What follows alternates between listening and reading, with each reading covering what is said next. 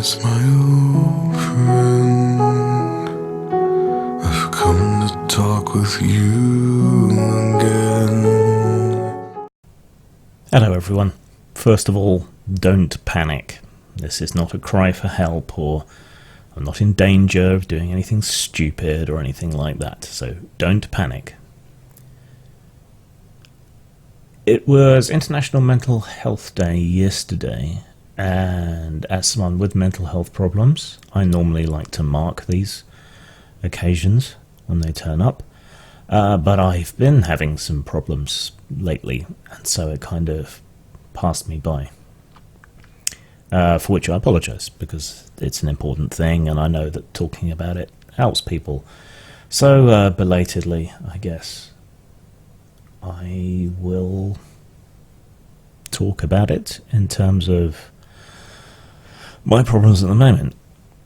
I've felt a depression wave coming on for some time, but it never seemed to manifest,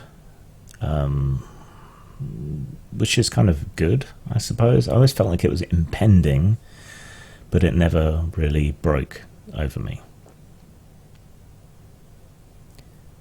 And then over the last few days, I've been kind of blindsided by a big whack of depression, somewhat triggered by events, but somewhat just kind of happening anyway, as these things do.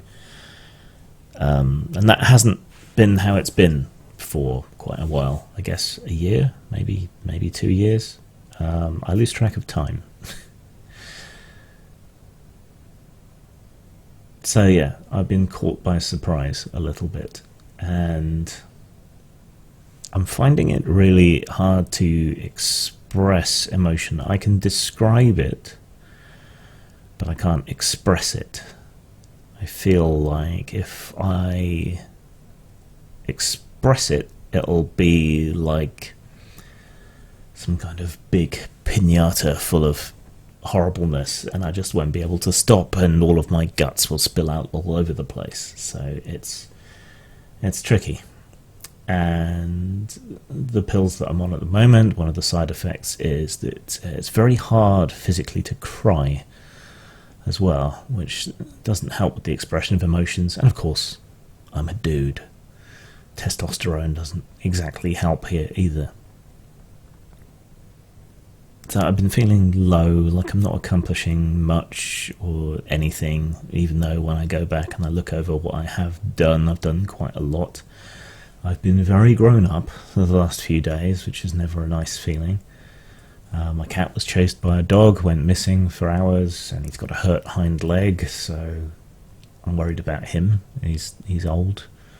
I love that cat, and he's the one who saved my life when I nearly killed myself once. So I worry about him, and there's been some nasty stuff related to business and personal relationships and things. I have a very strong moral compass. If I believe something is right, I'll argue it and fight it to the end of the earth.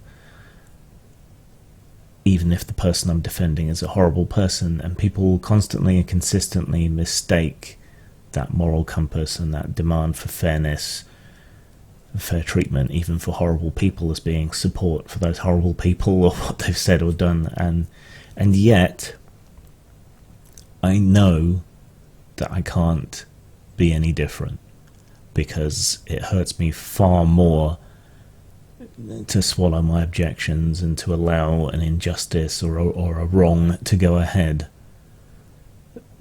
That hurts more than speaking up and being treated like shit by people who should know better. And yeah, it keeps happening. You know, that's a very horrible feeling, to be as certain as anyone can be that you're doing the right thing, you're being the level-headed, sensible, fair-minded one, and then to be treated like a pariah. It's not pleasant. It's not nice to run into these cults that act like that. Yeah, and it does cut pretty deep. I didn't feel as upset for some time by some of these things that had happened, but now it all seems to have actually come through and hit me and hurt me. I guess I've been processing it. But that hasn't been good for my mental health. A big part of what's wrong with me, besides the depression, is social anxiety. And today I've had to have 2 difficult phone calls, both business calls, both personal relationship calls with people. And I also had to remonstrate with the neighbour about her dog, which chased my cat. That's a nasty confrontation. I don't do well with those kinds of confrontations. I can argue, but sweet old ladies who can't keep their dogs under control, that's a different thing, I guess. So we've compromised. I'll shut one of the gates so it can't get into our garden, and she'll watch the dog more, and hopefully that'll do it, and hopefully my cat's okay. And business.